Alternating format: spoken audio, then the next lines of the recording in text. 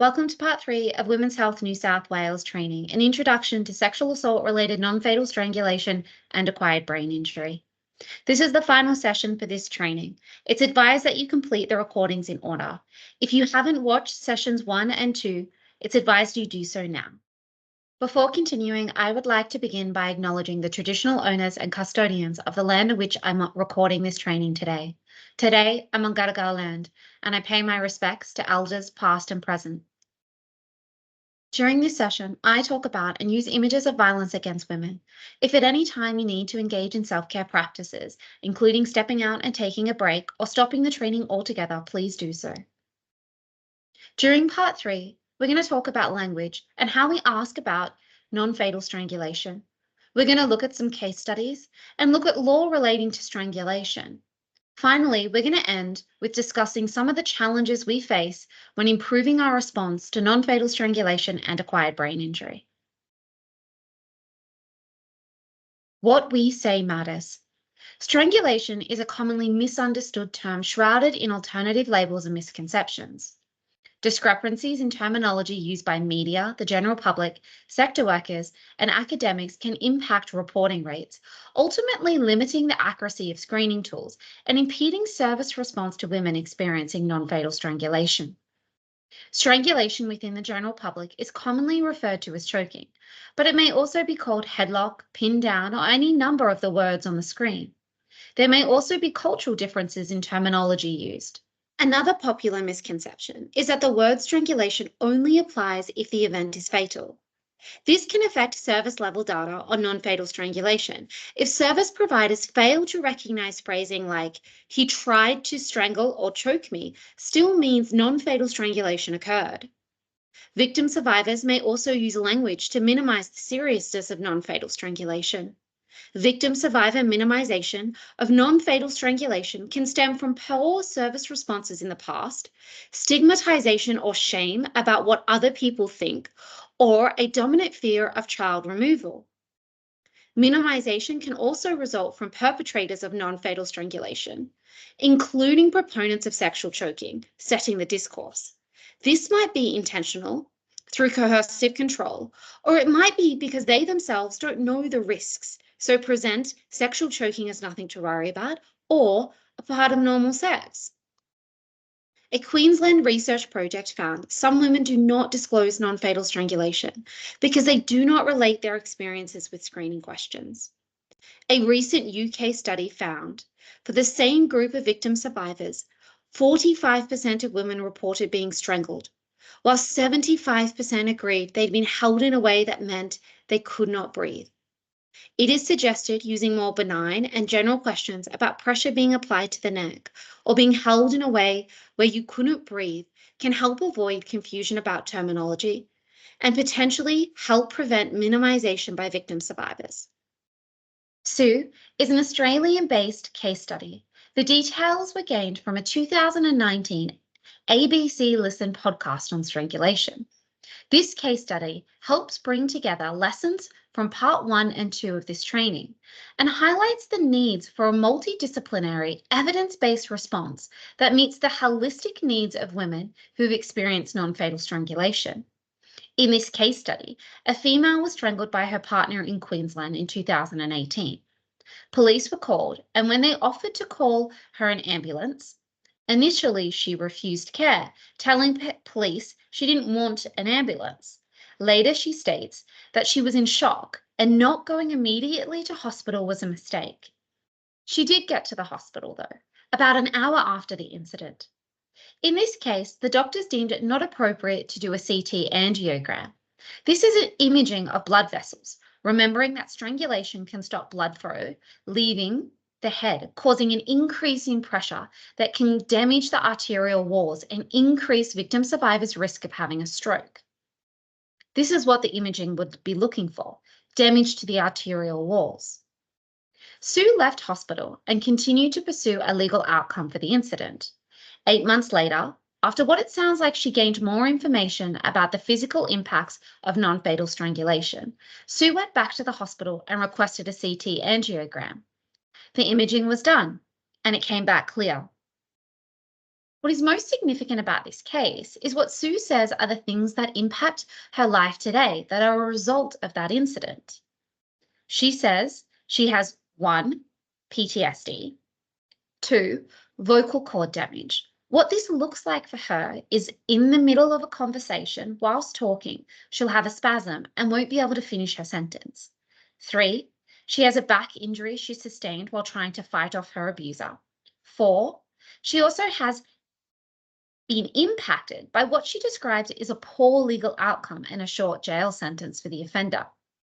She believes the poor legal outcome was because she told police and medical staff that he tried to strangle her, and that because she didn't clearly express that he did strangle her, that he got a more lenient sentence. 5, her long-term safety has been impacted, and she still holds concerns for her safety, particularly because her abuser is due to be released from prison soon. This case study serves as a reminder that we can't get tunnel vision when it comes to non-fatal strangulation. Although we have been focusing on the health risks of non-fatal strangulation, we cannot forget incidences of non-fatal strangulation impact a woman's physical, mental, emotional, and psychosocial health. Service providers must work together to ensure that women who experience non-fatal strangulation receive an evidence-based, multidisciplinary response that addresses her holistic needs.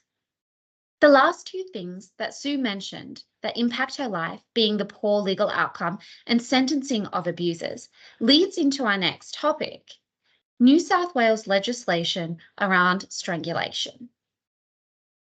Strangulation has been part of the Crimes Act since its inception. To date, there's been 2 attempts to simplify and modernise the offence contained in Section 37 of the Act. In 2014, the 114-year-old offence was decoupled from strangling, choking, or suffocating with the intent to commit or assist someone else to commit another indictable offence. What this means is, prior to 2014, it was strangulation in order to rob or rape someone that was criminalised. In 2014, they were trying to recognise the seriousness of strangulation as a predictor for homicide and the traumatic impact that has on victim survivors when their injuries aren't visible. This is why they made the changes. The 2014 changes didn't result in as many prosecutions as they'd hoped. So in 2018, they amended the law again and added a third offence, subsection 37(1)(a). This offence is just for intentionally strangling someone without their consent. Here, you don't have to prove that they were rendered unconscious, incapable of resisting, or that the perpetrator did so with recklessness, or that they were strangling in order to commit another crime. Strangulation offences carry a maximum penalty of 5 to 25 years imprisonment, depending on which of the 3 offences it is. No formal research into the efficacy of the new strangulation offence in New South Wales has been conducted yet, but figures from New South Wales Bureau of Crime Statistics and Research show a significant uptick in strangulation charges being laid since the 2018 changes. For example, in the 3 years leading up to the addition of subsection 37(1)(a), there were fewer than 300 strangulation charges laid each year. However, in 2022, there were 313 charges laid under subsection 37(1), and in the same year, there was 1,529 charges laid under subsection 37(1)(a). The success of legal cases can be heavily impacted by documentation, particularly medical case notes. Experts in the field also note that a victim's poor memory impacts their credibility during court proceedings, and we know that women who have a brain injury and those who have experienced traumatic events such as domestic, family, and sexual violence can have poor memory. It's worth highlighting here that non-fatal strangulation in the context of domestic, family, and sexual violence and sexual choking, even with explicit consent, can all fall under these laws because you cannot consent to serious harm on your own body. Another point of interest for us regarding the law on sexual choking is that sexual consent within the law does not include informed consent. Instead, sexual consent relates to consent being given freely and voluntarily. Although those working within this space agree that consent for all sexual acts could evolve around informed consent, affirmative consent, shared safety and pleasure. This case study demonstrates the legal ramifications specifically for those who are engaging in sexual choking. Here, a former corporal in the Air Force stood trial for manslaughter after his partner lost consciousness and died in hospital after they engaged in sexual choking. Now, I acknowledge that there have been multiple reports that came out after his trial that debate the intentions of the accused actions and suggest he intended to harm the victim. But what I want to focus on here is what happens in the legal system when it's believed that sexual choking was consensual. In this case, the accused was charged with manslaughter. It's worth noting that in this case, the prosecutor did not use the strangulation laws we discussed in the previous slide. Initially, the accused was handed down a probation sentence for manslaughter, probation being no jail time. The lack of jail time was deemed appropriate by the judge because of consent. The judge believed sexual choking was a common practice between the couple. He believed the accused cared for the victim because he performed CPR and called an ambulance immediately after the victim lost consciousness. Shortly after the probation sentence was given, the case was flagged because the sentence didn't match the charge of manslaughter. Remembering that each law has a minimum sentence, and the sentence provided to those who are found guilty must match the law. Ultimately, a probation sentence was not permissible by law. The sentence was corrected, and the accused received a 22-month custodial sentence. This case study highlights the legal consequences of sexual choking. It shows that if you engage in sexual choking and something goes wrong, you can go to jail. The major challenges we face in addressing non-fatal strangulation are complex and require a multidisciplinary, evidence-based approach to overcome them. Our biggest challenges include 1, the data gap. We need specific prevalence data on the New South Wales population.